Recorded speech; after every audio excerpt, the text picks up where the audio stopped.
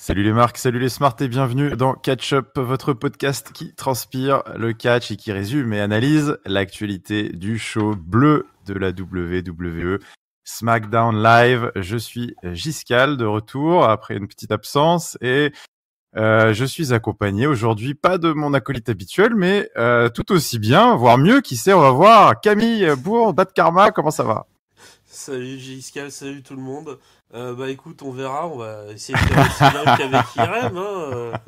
Mais Oh non, bah, j'ai écouté les épisodes en mon absence. Je vois que tout était entre de très bonnes mains. Enfin, en même temps, je dis absence, mais c'est vrai qu'avec les marathons qu'on se tapait il y a un certain temps, j'ai l'impression qu'en loupant 3 épisodes, je suis parti en vacances pendant pendant 2 mois. ah bah, globalement, ouais, t'as raté 3 épisodes la semaine dernière. Et dans ces 3 épisodes, il s'est passé quoi? Il y a eu une review de pay-per-view, il y a eu une review de SmackDown, une review de Raw. C'était C'est assez ça, intense, ouais. On a c'est fini un ça, peu c'est sur les ça. rotules avec Irem. C'était il y a 2 semaines, ça, pardon. Et oui. Ah, qu'est-ce qu'on ne fait pas pour vous, chers abonnés. Bon, écoutez, en tout cas, cette semaine, on est là pour le SmackDown du 5 mars 2019, qui est nul autre que le Go Home Show de Fastlane. Nous sommes déjà aux portes de Fastlane, l'ultime étape avant WrestleMania. Et SmackDown, qui se tenait dans une arène au nom imprononçable en Pennsylvanie. Je vous épargnerai mon accent. Avait plein de choses à nous proposer en stock pour ce Go Home Show. Donc on va tout de suite passer aux affaires courantes et on va commencer cette émission avec le champion de la planète, Daniel Bryan. Daniel Bryan qui est au centre du ring pour ça avait été annoncé déjà la semaine dernière et un peu sur Twitter. Il était là pour parler un petit peu de la situation de la scène du titre WWE, Kofi Kingston, le remplacement incroyable la semaine dernière de Kevin Owens, tout ça. Donc il est au centre du ring et grosso modo, il est resté. Alors c'était assez drôle hein, pendant la signature du contrat la semaine dernière. C'était la semaine dernière, hein, c'est ça. Oui. Il est resté de marbre pendant tout le segment. Ça avait été assez remarqué, un silence qui en disait long un petit peu sur toute la situation. Mais s'il avait été silencieux la semaine dernière, il ne le sera pas cette semaine. Cette fois, c'est à son tour de parler. Et d'ailleurs, Rowan qui en profite pour dire à tout le monde de la fermer, histoire d'attirer un petit peu de hit. Voilà, il dit que Kofi, de toute façon, Kofi est un B-player, un peu un supporting player, un joueur de seconde zone, et il est d'ailleurs là où il devrait être, hein, en Inde avec le reste du New Day, le New Day qui était en tour promotionnel cette semaine, donc il est absent de SmackDown en Inde. Et donc Vince en fait a tout simplement échangé un homme qui aime jeter un large nombre de pancakes dans la foule contre un homme qui aime tout simplement manger un large nombre de pancakes. Donc une petite fat joke pour commencer de bas étage hein, du champion qui attire le challenger Kevin Owens qui sort de sous le titantron et puis d'ailleurs qui en profite hein, qui dit ouais c'est ça on en est là on en est là à faire des blagues sur les gros c'est tout ce que tu trouves machin. Donc bon, ça se chamaille un petit peu. Kevin Owens qui est un petit peu en mode full face là. On sait pas forcément trop quoi en penser. C'est vrai qu'on n'a pas l'habitude de le voir jouer cette partition. Presque un peu fade à mon goût. Tu me diras ce que t'en as pensé, mais c'est vrai que voilà, il explique que il était pendant son absence devant son canapé à regarder le titre être se voir manquer de respect, un champion qui est condescendant et que du coup il va se faire le porte-parole de tout le public et s'assurer que c'est lui qui va lui prendre la ceinture et lui faire fermer sa bouche. Donc une promo face ultra classique face à un champion de la planète qui lui a son personnage, c'est vrai bien campé là depuis quelques semaines. On avait un petit peu le sentiment sur ce segment d'ouverture que on avait un champion qui avait son personnage bien ancré déjà, bien maîtrisé, et un Kevin Owens qui se cherche encore en face, qui a pas forcément encore vraiment une vraie personnalité. J'ai trouvé que c'était assez déséquilibré. Je sais pas ce que toi tu as pensé de cette intro. Bah écoute, ça commence sur des blagues de gros, forcément, c'est pas très très élevé. Hmm. Mais Owens, il a raison de dire on en est réduit à ça, Hmm. t'as pas mieux comme argument et tout. Non? Bon, bah ok, bah pas de blagues de gros si t'as envie, hein, on s'en fout. On va faire avec. C'est vrai que Brian, son personnage, il le tient, c'est pas un scoop hein, depuis. quasiment depuis le début, depuis son heel turn juste avant Survivor Series. Et à côté de ça, effectivement, le Kevin Owens qui garde une réputation de gros bâtard quand même. Hein. Oui. On a du Est mal à y croire. Hein. Ouais. il est face, mais on sait pas trop parce que dernière fois qu'on l'a vu, c'était vraiment un sale connard. Voilà, donc Ouais. on sait pas trop où se positionner vis-à-vis d'Owens, qui en plus ne méritait pas les blagues sur les gros, vu que il Ah, a il a quand même perdu du perdu pas poids. mal Ouais. de poids pendant son Ouais. absence. Il s'est remis en forme. Ça se voit physiquement. Ouais, donc. Hmm. Puis voilà, donc bah écoute, L'impression qu'il le était un peu match, face par défaut, Kevin Owens, dans ce segment, tu vois. Ça, c'est... bah c'est ça, c'est un peu ça le souci, c'est que on sait que la fédération aime pas forcément booker des face contre face ou heel contre heel, et que du coup s'il y en a un qui est heel, bah faut que l'autre soit face pour faire contrepoids, mais c'est pas toujours c'est pas toujours les choix qu'on voudrait voir. Que Kevin Owens en face, il est un peu chiant pour l'instant, je trouve personnellement. Il est bon au micro, hein, mais c'est plat, il n'y a pas de relief, il y a pas son agressivité qu'on aimait bien quand il était heel et que c'était un gros connard. Ouais, ouais, je trouve que ça manquait un peu d'agressivité. Et bon, alors de l'agressivité, il y en aura eu de l'agressivité physique. Hein. C'est vrai qu'à la fin du segment, bon bah voilà, Kevin Owens qui finira par rentrer dans le ring pour confronter Bryan, Rowan qui s'interposera, et puis bah ça partira en baston avec bah, du coup les heels qui gardent un petit peu la main, et ça va nous booker un petit peu plus tard dans l'émission Kevin Owens contre Eric Rowan. Enfin Rowan tout court d'ailleurs, on ne dit plus Eric Rowan. Hein. Ouais, Il a été squeezé de son prénom comme ouais. nombreux de ses collègues. Et puis bah du coup, bah écoute, je te propose, on va enchaîner tout de suite sur ce match qui a eu lieu un peu plus tard dans l'émission, juste avant le segment du main event. Donc voilà, au bout Vas-y, d'une heure et demie. ça me va. Kevin Owens contre Rowan. Match franchement très court qui a plus servi d'angle finalement, puisque au bout d'une minute 40, grosso modo, Rowan qui pourtant avait d'une certaine manière quand même le dessus physiquement hein, sur un Kevin Owens sur le retour, bah finalement ça part en disqualification quand alors Daniel Bryan qui était au commentaire pour ce match, excellent Daniel Bryan au commentaire pour pourrir Kevin Owens sur ses moindres faits et gestes dans le ring, et notamment se moquer de son opération des deux genoux qui l'avait tenu éloigné, hein, toujours parce qu'en fait il considère que Kevin Owens c'est un athlète formidable, mais qu'il a une work ethic. Alors je sais pas comment on pourrait traduire ça, mais une sorte de discipline, on va dire, de travail et d'entretien qui est lazy, Ouais, qui est feignante. Et donc en fait, il pourrait être tellement mieux que ce qu'il est, mais c'est voilà, il est à son image et ses problèmes de genoux, c'était à l'image de ce qu'il est. Et donc, voilà, il le trashait pendant tout le match. Ça a fini par énerver Kevin Owens qui s'est jeté sur Daniel Bryan.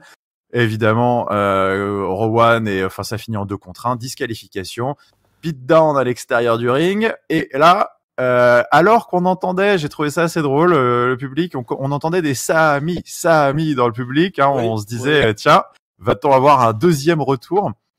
Et ben oui, on a eu d'une certaine manière un deuxième retour quand même, puisque c'était pas Sami, mais c'est Ali, Mustafa Ali, la musique de Mustafa Ali qui retentit, et Mustafa Ali qui endosse le costume du chevalier blanc qui vient sauver Kevin Owens à 2 contre 1. Une arrivée lourde de sens quand même pour Mustafa Ali, qui est directement réintégré un petit peu dans cette title picture à multiples acteurs, mais un retour qui, pour moi, un petit peu pas fait plouf, mais peut-être que la WWE avait peut-être un peu surestimé, on va dire, la popularité de Mustafa Ali, parce que la pop n'a peut-être pas été à la hauteur de ce que l'angle voulait, parce il est quand même arrivé pas dans l'indifférence, hein, mais tu sentais que c'était pas non plus la folie dans les gradins.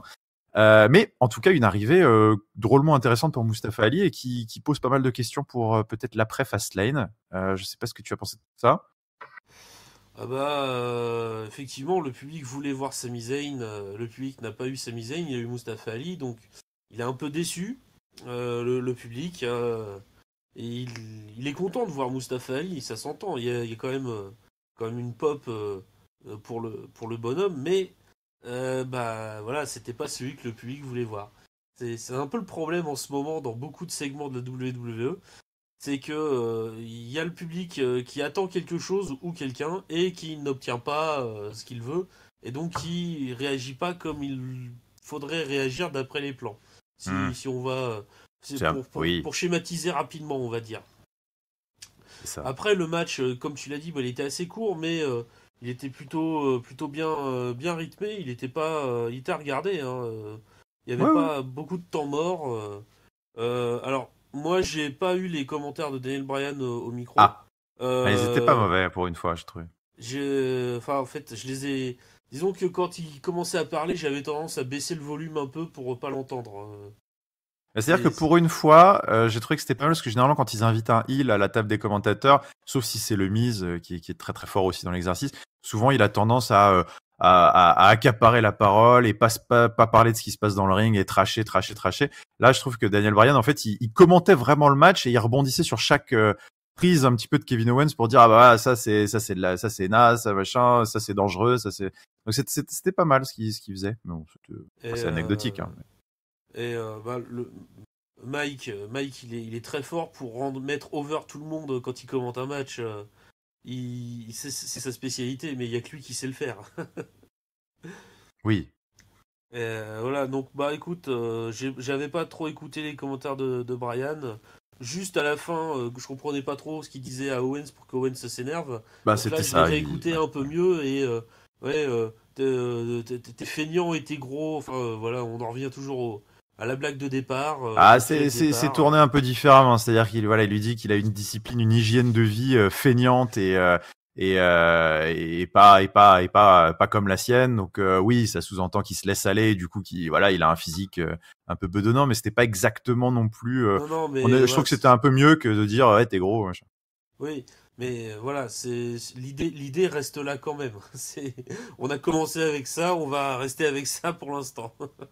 Oui, c'est-à-dire que oui, je pense que ça va pas forcément voler très très haut. Et donc et du coup, Mustafa Ali qui revient dans cette affaire au premier plan, c'est peut-être pas forcément là où on l'aurait vu revenir de sa blessure, parce qu'il avait d'autres histoires en cours à la base. Ouais, c'est ça. Là, après les commentateurs, je crois que c'était. Alors, c'était pas Corey Graves, c'était pas Aaron Sexton, c'est le troisième. Je me souviens jamais de son nom.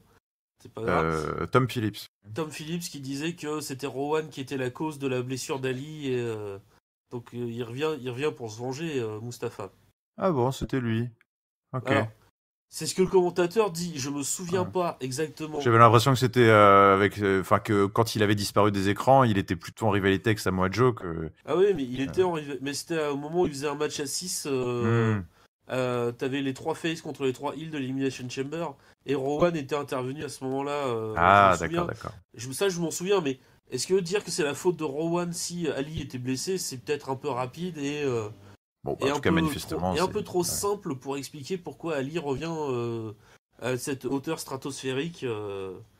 C'est ça, parce que c'est vrai que avec Kofi Kingston, donc qui était bel et bien absent, on a eu une petite vignette pendant l'émission de Kofi en Inde avec ses copains. Kofi Kingston est absent, on sait que il a été floué de son match à Fastlane, il y a fort à parier quand même que ça n'en reste pas là après Fastlane. Kevin Owens est maintenant dans l'équation. C'est vrai que tu te dis est-ce que Mustafa Ali a vraiment sa place? Qu'est-ce que ça veut dire pour WrestleMania? Est-ce que c'est anecdotique? C'est étrange ce retour, ou alors est-ce qu'il va juste feuder contre Eric Rowan en parallèle? Je ne sais pas, ça me paraîtrait étrange aussi. Voilà, pour l'instant, on est un peu trop dans le flou. Oui. Et c'est le problème aussi de devoir booker à la fois Fastlane et Mania en même temps. Il y a trop de trucs en parallèle qu'il faut. Et du coup, on est un peu perdu parfois sur. Alors attends, ça va concerner Fastlane ou Mania? Ça va. Je sais plus, moi, où j'en suis. Voilà. C'est ça, on sait plus. C'est un peu prise de tête parfois. Ouais. Écoute, après Fastlane, on en saura sans doute plus. Toujours est-il que ça reste bien Kevin Owens contre Daniel Bryan ce dimanche à Fastlane. Oui. Et une autre affiche de Fastlane qui a connu quelques légers rebondissements, mais tout de même quelques avancées. C'est la défense de titre des ceintures par équipe reprise par les Usos. Contre à l'Elimination Chamber contre le Miz et Shane O'Mac. Donc écoute, les Usos étaient dans le ring cette semaine pour faire une petite promo dans leur style habituel. Hein. Ils se passent la parole les uns après les autres, mi-rap, mi-ghetto là. Enfin, c'est toujours dans ce style très sympa, un peu en rime là. Donc ça, ils maîtrisent parfaitement. Bon bah voilà, ils se foutent un petit peu de la gueule de l'amitié entre Shane et le Miz. Ils se moquent un petit peu, bah voilà, de cette association de pacotille qui finalement n'a pas fait long feu, qu'ils ont vite maîtrisé. Et puis bah voilà, hein, bienvenue dans le pénitencier des Usos. Shane et Miz arrivent avec un micro aussi. Eux, ils ont pas grand chose à dire, grosso modo. Ils viennent juste un petit peu parader. Hein, ils disent oui, mais non, nous on est la meilleure tag team du monde et on va vous le montrer dimanche. Et puis bah écoute, ça se fout des patates dans la gueule avec les faces qui prennent le dessus. Tout ceci était un petit préambule à un match entre le Miz et Jey Uso, histoire de se chauffer avant dimanche, avec bien évidemment Shane et Jimmy Uso qui sont restés aux abords du ring. Bon écoute, un match correct, relativement rythmé. Les deux ont joué leur classique. Et à la fin, bah finalement, parce que le finish fait un petit peu écho, c'est vrai à ce qui s'est dit. Je suis passé un petit peu vite peut-être sur ce qu'a dit le Miz et Shane. C'est que le Miz les a bien prévenus en promo avant le match. Ils disent vous verrez dimanche, la moindre faute d'inattention, on en profitera et on vous reprendra les ceintures, on va vous coucher. Et ben c'est ce qui s'est passé à SmackDown, puisque finalement petite distraction, en tout cas petit bordel aux abords du ring entre les deux, entre Jimmy et Shane. Jey Uso qui était dans le match, lui, est un peu distrait par ce qui se passe aux abords du ring, et le Miz en profite pour placer son Skull Crushing Finally par derrière. Et ça fait une victoire du Miz qui du coup bah voilà a capitalisé sur cette petite faute d'inattention. Et les challengers prennent un petit peu de momentum avant ce match de dimanche, cette revanche. Voilà. Quoi t'as tout on a dit. pensé. Voilà, j'ai pas grand chose à ajouter, t'as tout dit. On va juste rappeler un truc, c'est que dans leur promo, Miz et Shane nous disent bien, ils insistent un petit peu dessus que ce sera à Cleveland, Ah la oui, ville du attention. Miz, avec Ouais. le père du Miz en ringside et tout. Ouais. Tout le tintouin là. Ouais. C'est un peu louche le fait qu'ils insistent dessus. Ah, ils insistent à fond. Hein. Ouais. C'est... Déjà au moment de booker le match, je sais plus si c'était la semaine dernière ou il y a 2 semaines, ils avaient dit allez, viens, on book à Fastlane. En plus, ça va être à Cleveland, dans ma ville natale et tout. C'est ça. Tu sens que c'est prépondérant dans le build hein, quand même, et que il va se passer quelque chose. Hein. Ouais.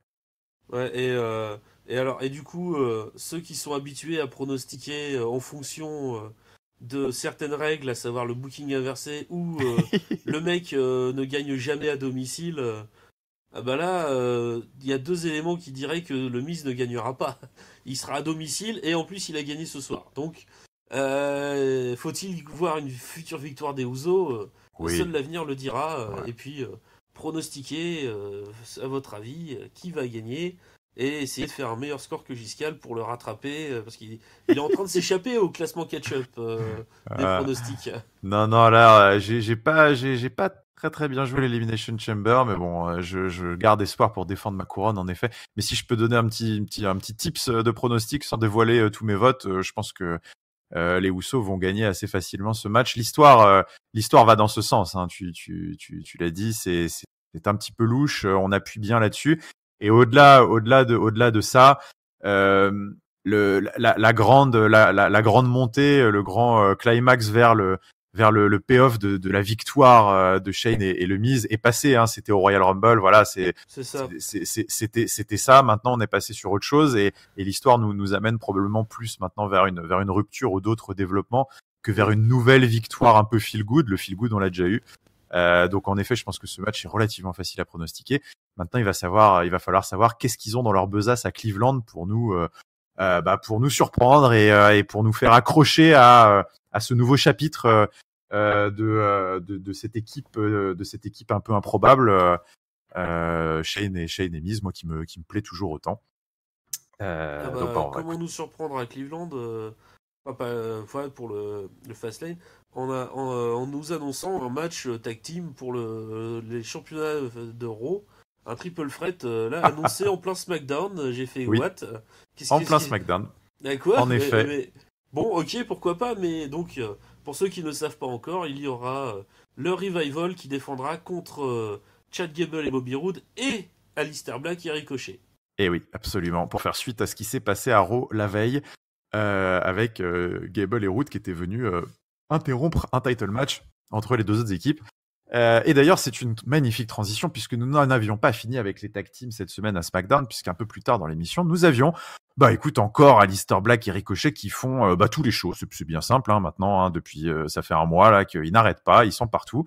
Ils défient tout ce que la WWE a proposé d'équipe.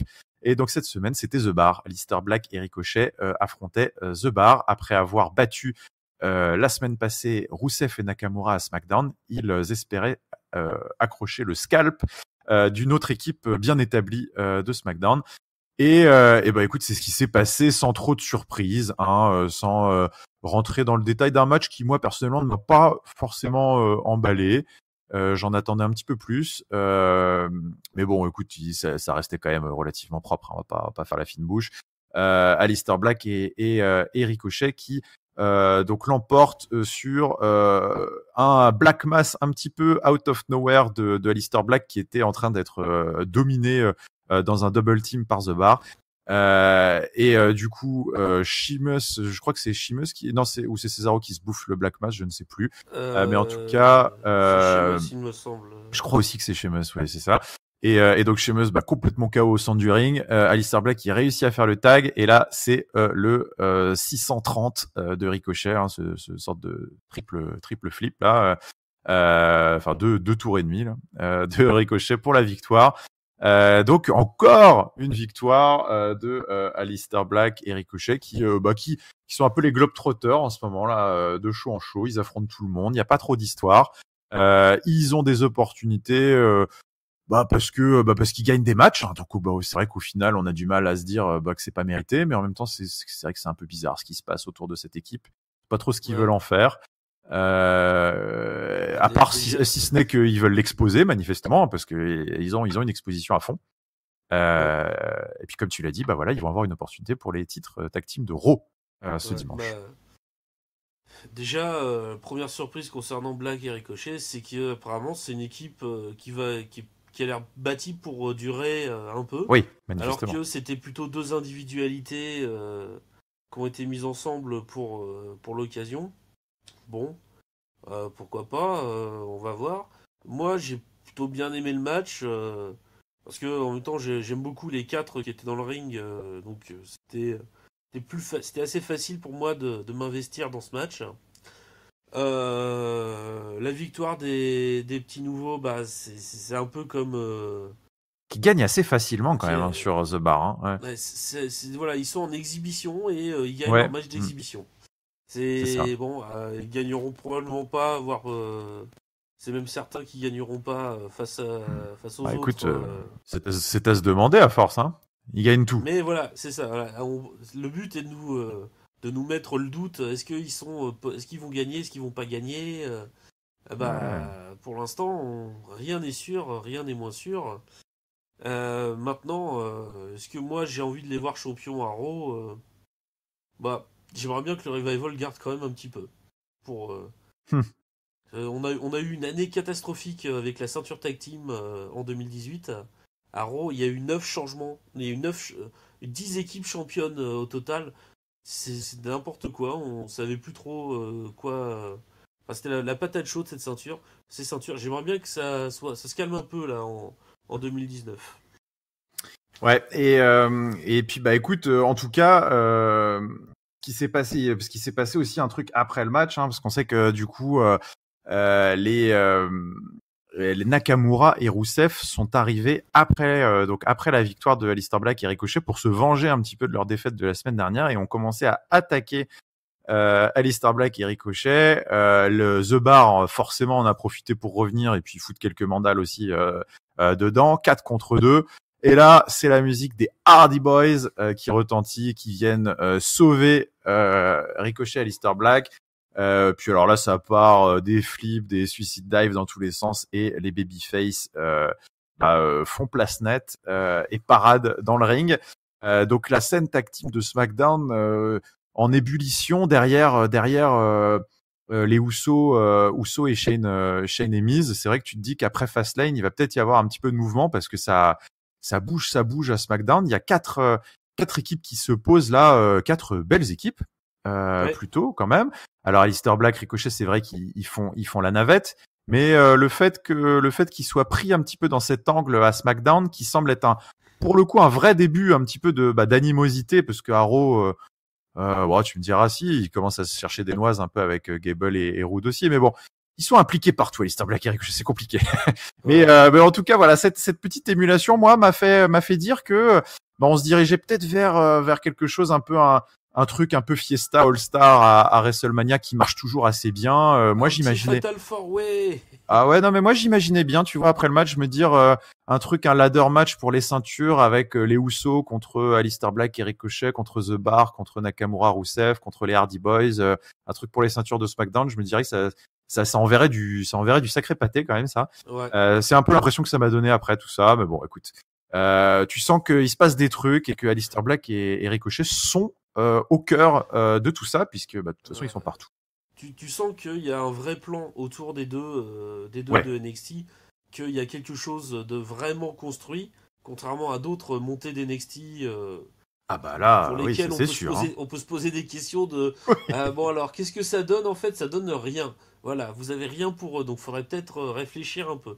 Là, franchement, c'est une des montées les plus impressionnantes depuis un petit moment quand même, parce que. Voilà. Et donc on a les Hardy Boys qui arrivent pour sauver les Faces. Écoute, moi je veux voir un match entre toutes ces équipes et les Usos, comme tu dis, un petit truc All-Star qui permet de caser tout le monde, toute la mid-card tag team en un seul match. Moi ça me va très bien. Donc c'est que des bons workers, donc ça devrait envoyer du pâté. Je pense que ce serait une bonne solution. Mais bon, écoute, on va voir qu'est-ce qu'ils ont dans leur sac pour WrestleMania pour les équipes. Allez, on continue et on va continuer avec la scène US, un SmackDown très riche, parce que quasiment toutes les scènes ont été représentées. La scène US avec R-Truth et Carmella, comme toujours, qui viennent faire leur petit spectacle. Petite promo un peu loufoque de R-Truth au centre du ring, 7 seconds, le dance break de 7 secondes. R-Truth qui continue à faire des blagues un petit peu comme son héros John Cena. Et puis qui dit que en fait il se rendait pas compte que l'Open Challenge pour la ceinture US c'est sympa mais en fait faut le faire toutes les semaines, mais c'est vraiment un héros, il est incroyable John Cena et tout. moi je l'ai fait une fois et je suis déjà fatigué. Écoute R-Truth, tu découvres John Cena, mais voilà, c'est en effet un surhomme. Bref, donc du coup c'est assez rigolo, mais toujours est-il que R-Truth veut être à la hauteur quand même de son mentor, donc il dit bon allez, on recommence, allez dance break, US Open Challenge encore cette semaine. Alors là on a le droit à une petite Lacey Evans bombe qui fait son apparition quotidienne. C'est assez drôle parce que du coup elle repart et t'as R-Truth qui lui dit on revient ici, sweet gloves ou white gloves ou je sais pas quoi là, ou je sais plus ce qu'il dit là, bon, c'est assez marrant. Sexy gloves. Bref, n'importe quoi. Et puis alors là par contre, oui, vas-y. T'as le regard de Carmella qui est outré en mode mais oui. Quoi? Mais je suis juste là moi. Jamais ça. C'était génial. Ce passage était très bien. Ça servait à rien pour les C Evans, mais au moins ça faisait rigoler. Non mais de toute façon, ça marche vraiment très très bien Carmella et R-Truth. Et puis alors dans la foulée, Lacey Evans s'en va et là c'est la musique de Samoa Joe et alors là coupure caméra sur la tête de R-Truth, tu vois les yeux genre oh là là non c'est exactement ça. Qui se dit genre non mais j'ai pas signé pour ça, c'est quoi ce bordel. Samoa Joe qui s'avance, on dit que d'ailleurs là à ce moment on se dit oh putain ça va barder pour R-Truth, il aurait mieux fait de la fermer. Sauf que ça va aller de mal en pis puisque revoilà Rey Mysterio comme la semaine dernière, Bouyaka qui arrive. Et revoilà Andrade, les trois qui arrivent dans le ring. R-Truth, attendez, calmez-vous, moi je remets pas ça, c'est quoi ce bordel et tout. C'est l'US Open Challenge de la mort en mode, tu sais, comme si on avait mis la difficulté maximale dans un jeu vidéo. Là, c'est quoi ce foutoir. Et sauf que alors là, c'est très drôle parce que l'arbitre, il sonne la cloche directe et l'annonceur qui commence tout de suite à annoncer This is a fatal four way. Ouais. Machin. Donc bon, bah t'es là, tu te dis ok, super. Bon bref, toujours est-il qu'on a un fatal four way et alors un fatal four way qui moi m'a enchanté. Je l'ai trouvé topissime. Alors Andrade, Rey Mysterio ont encore une fois fait le show avec leur Canadian Destroyer, leur Hurricane Rana, les contres des 619, en veux-tu, en voilà. Samoa Joe, la powerhouse du match, qui a sorti des Uranage et dont un absolument dingue là où quand R-Truth se jette sur Samoa Joe dans le coin pour lui porter un splash et en fait Samoa Joe l'attrape et le replaque au sol avec son Uranage. Là, c'était Enfin, il y a eu énormément de spots super sympas. Je pourrais pas tous vous les citer. Ce match est vraiment à voir. Ouais. Et ça se termine. Coup de théâtre ou pas, hein, mais bon, c'est quand même un petit moment historique puisque c'est Samoa Joe qui l'emporte et c'est son premier titre à la WWE. Il le cherchait depuis tellement de temps. On était là. Il faut une ceinture pour Samoa Joe. C'est fait. Le titre US part des hanches de R-Truth malheureusement, mais c'est quand même il va sur de belles hanches, celle de Samoa Joe qui d'ailleurs dans la foulée fera une super promo. De toute façon, je sais pas s'il peut rater une promo lui, je crois qu'il ne sait pas faire.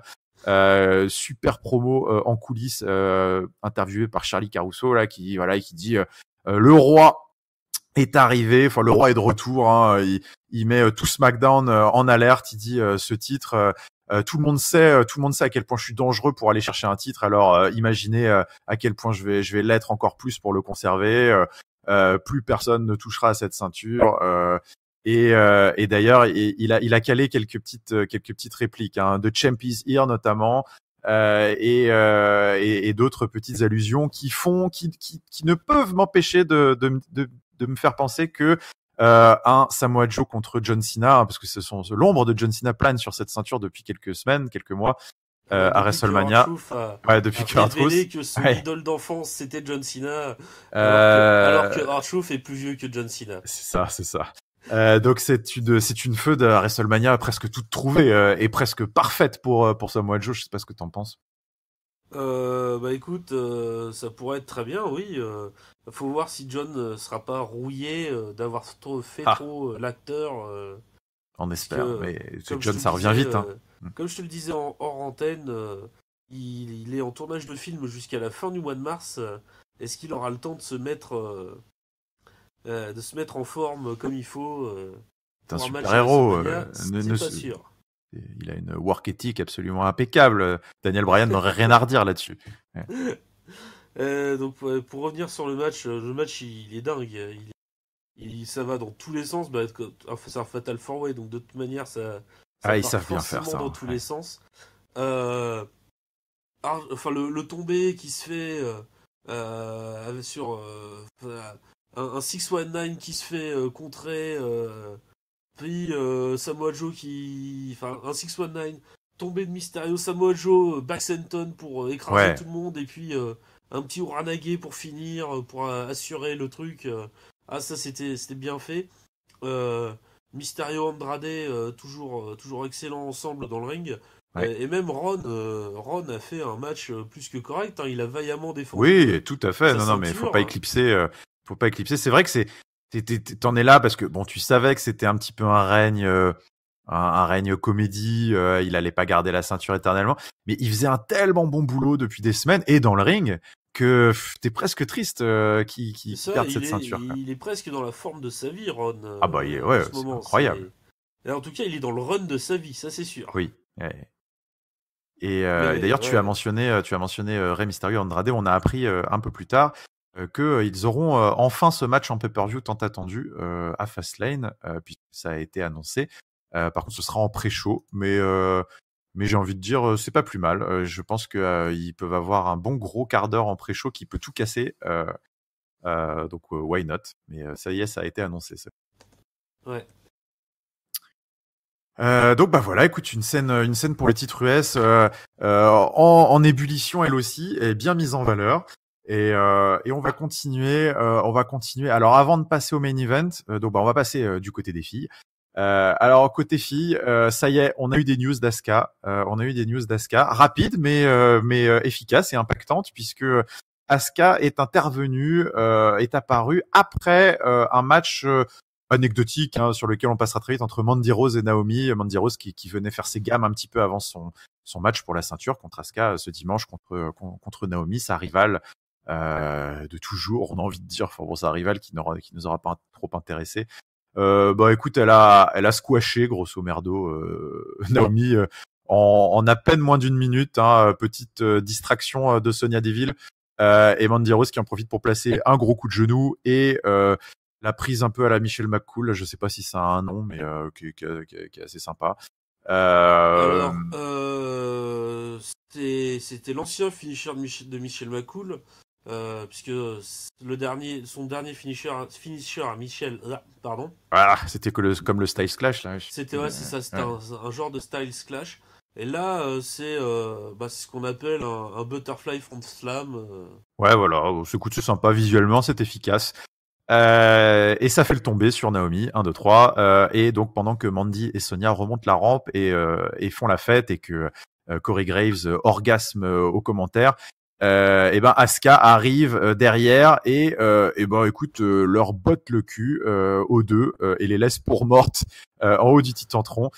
Donc la championne reprend un petit peu du poil de la bête. On a envie de dire c'est pas trop tôt parce que c'est vrai que elle avait un peu disparu de la circulation et c'était un petit peu le Mandy et Sonya Show dans une moindre mesure là. Donc voilà, elle se réaffirme un petit peu avant ce match de dimanche. Et puis voilà, tu as une petite chose à dire là-dessus? Non, c'était un match de merde. Il servait juste à mettre Mandy en avant. C'est ça. Mandy qui d'ailleurs a failli blesser Asuka lors d'un house show, puisque elle avait botché un peu son finisher et Asuka était retombée pas correctement et du coup l'arbitre avait dû appeler les soigneurs. Ouais. Apparemment Asuka va bien, donc ça va, tout va bien. Apparemment Asuka va bien. Eh bien, nous arrivons au main event qui avait qui est un segment micro. Charlotte, un peu plus tôt dans l'émission, avait fait une promo pleine de morgue et de condescendance backstage en disant que elle invitait sa meilleure amie, sa best friend Becky. Écoute, à venir discuter amicalement dans le ring. Pour savoir un petit peu comment elle allait, puisqu'elles vont se rencontrer à Fastlane dimanche pour un match qui vaut de l'or, pour savoir si Becky Lynch va ou non intégrer le match pour le titre féminin à WrestleMania. Moi voilà, écoute, elle l'invite dans le ring. Est-ce qu'elle répondra à son appel? On ne sait pas, mais donc voilà, c'était un petit peu le fil rouge de l'émission. On a rapidement appris que Becky Lynch était dans le building et que donc bien évidemment The Man n'allait pas de carapater comme ça et refuser le challenge. Donc Charlotte est dans le ring. Elle montre évidemment quelques images de ce qui s'est passé avec l'attaque de Becky Lynch à Raw et puis le beatdown après de Ronda Rousey qui a un peu massacré Becky Lynch la veille à Monday Night Raw. Charlotte donc qui ensuite qui appelle Becky qui arrive en boitant toujours aussi bas avec sa béquille. Et donc écoute, elle arrive dans le ring et elle prend le micro et puis elle a toujours avec ce sourire narquois de défiance. Elle dit Becky Lynch, elle dit non mais de toute façon vous pouvez décidément pas vous passer de moi. Charlotte, je suis dans ta tête. Je t'ai battu sur une bonne jambe au Royal Rumble. Rien ne m'empêchera de le refaire ce dimanche et tu le sais très bien. Et puis tu vois bien en plus Ronda Rousey la veille m'a donné son absolute best, ses meilleurs coups. Et pourtant je suis toujours là. Donc vous me faites bien marrer toutes les deux. Vous arrivez même pas à battre une estropie, grosso modo, c'est un petit peu ce qu'elle essaye de leur dire. Ouais, exactement. Et donc et puis du coup en plus peut-être que je suis blessé, mais il y a rien de plus dangereux que quelqu'un qui est blessé parce qu'il a plus rien à perdre. Et donc bref, après toutes ces petites provocations de la rebelle Becky Lynch, Charlotte finit par attaquer et essaye forcément de cibler le genou. Et voilà, elle dit vas-y Becky, alors regarde, t'es ridicule, t'es pathétique, t'as trop mal, t'as aucune chance de me battre. Et Becky Lynch qui se rebiffe, lui met des coups de béquille et arrive à placer le disarmer. Et donc ne lâche pas la prise, c'est les arbitres qui sont obligés de venir séparer les deux femmes. Donc bah voilà, écoute, on a un angle, on va dire pré pay-per-view classique des deux protagonistes qui se foutent sur la tronche. On est obligé de les séparer. La tension est à son comble. On n'a plus qu'une envie, c'est d'arriver dimanche. Moi, j'ai trouvé que ce segment était plutôt efficace. Voilà, classique, mais très efficace. Tu as pensé? Bah écoute, ce que j'en ai pensé, c'est que voilà, c'est le genre de segment qu'il faut Ah oui, pour nous motiver de la baston. pour un triple threat. Et parce que je vous renvoie à l'article de Giscal sur les cahiers du catch, sur pourquoi cette triple threat est une bonne idée. Je ne remets pas en cause le fait que ce soit une bonne idée, je pense juste moi que c'est trop tôt. Mais bon, ça, c'est mon avis personnel. Oui. Et, du coup, je trouvais que voilà, l'ajout de Charlotte à la rivalité était un peu forcé. Puis après, le retrait de Becky était un peu forcé et mal amené. Et là, voilà, là, on arrive à ce qui va me motiver pour avoir les trois dans le ring en même temps. Des beatdowns, des passages à tabac, du fracassage de Becky, du fracassage de tête et tout ce que tu veux. Ça, voilà, tu veux me motiver, tu me mets ça. Voilà, je demande pas plus, je suis un mec simple, moi. Mais je suis bien d'accord avec toi finalement. Moi, je trouve ça bien plus efficace que ces histoires de Becky est arrêtée, j'abandonne ma ceinture puis je l'abandonne plus, puis Becky est Ouais, libérée, alors puis ça, machin. j'ai rien compris à cet angle-là. Euh... Un champion a le droit de reprendre sa ceinture après l'avoir déclaré vacante. Alors, Bah écoute, c'est une jurisprudence. Ce sera la alors, non, jurisprudence Ronda aussi. du coup, est-ce qu'elle est vraiment vacante ou est-ce que, Ah bah non, elle l'a repris. vu qu'elle l'a repris, c'était pas vacant en fait. Donc, c'est n'importe quoi, voilà. Non, mais C'est incompréhensible. c'était n'importe quoi, ça c'est sûr. Mais bon, voilà, au final, ce qui est efficace et ce qui marche, bah, c'est la bonne vieille baston. Hein, quand on voit Ronda Rousey atomiser Becky Lynch la veille, et puis bah là, les deux Becky Lynch là cette fois qui détruit le bras de Charlotte. Enfin bref, voilà, elles se détestent, elles veulent toutes s'entretuer. Et puis bah c'est ça, finalement, c'est ça qui nous motive, c'est ça qu'on a envie de voir. Donc quelque chose de bien plus finalement simple, mais bien plus efficace aussi à C'est plus SmackDown. organique, Ouais, c'est pas voilà. alambiqué, c'est Ouais. simple, voilà, exactement. On Tout ce comprend qu'on tout de veut. suite, quoi. Ouais. Voilà. On comprend tout de suite ce qui se passe. Il y a la babyface blessée, la championne arrogante, méchante, les deux qui se foutent sur la tronche. Bon bah rendez-vous dimanche. Allez, ça va se régler dans le ring. Voilà. C'est tout ce dont on a envie. Et puis bah on conclut ainsi ce SmackDown. Qui, écoute, ma foi, aura été sur tous les fronts pour ce Fastlane, ce Fastlane de dimanche. Alors c'est parti pour ton top, ton flop et ta note. Alors mon flop, je dirais les passages de Lacey Evans, hein, pour changer. Je pense que ça va être mon flop jusqu'à ce qu'ils arrêtent cette idée. C'est le running flop. Ouais. Ah, ça va être ça, ouais. Bon, sinon c'était Mandy Rose, parce que je trouvais que ça servait à rien, mais voilà. Mon top, je vais quand même le donner Alors, je suis un fan absolu de Becky Lynch, hein, vous le savez tous maintenant, depuis le temps.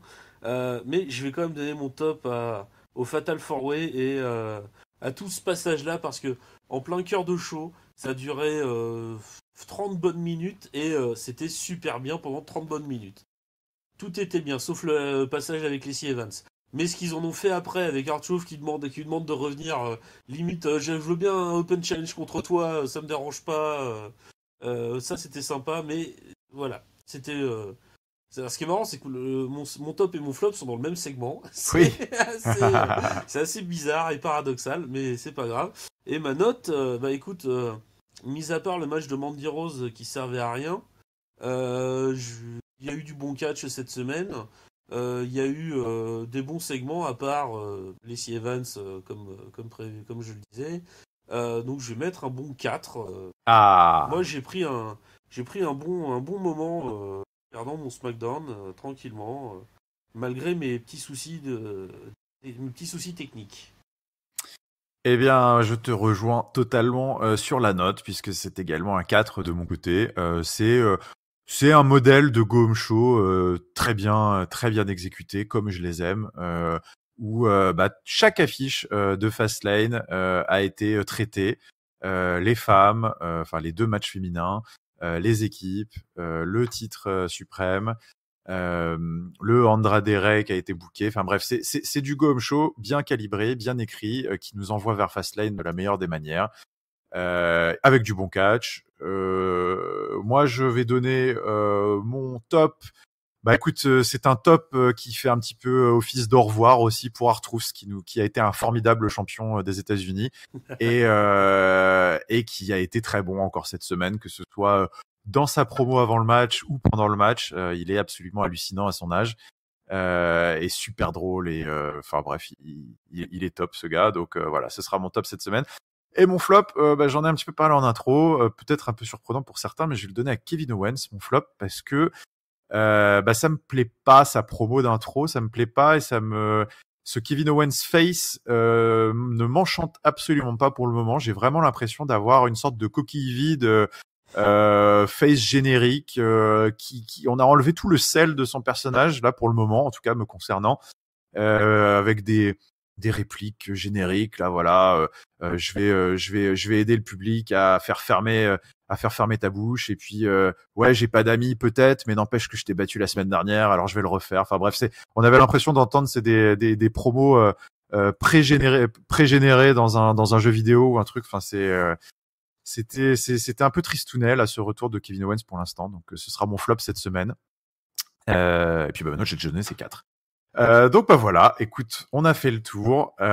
Comme toujours, chers auditeurs, retrouvez-nous sur tout ce que l'internet compte de plateformes. Hein. Alors sur YouTube, évidemment, sur notre chaîne Catch-up CDC, pour nous écouter en audio, format podcast aussi, quand vous allez faire une des courses ou chez vous.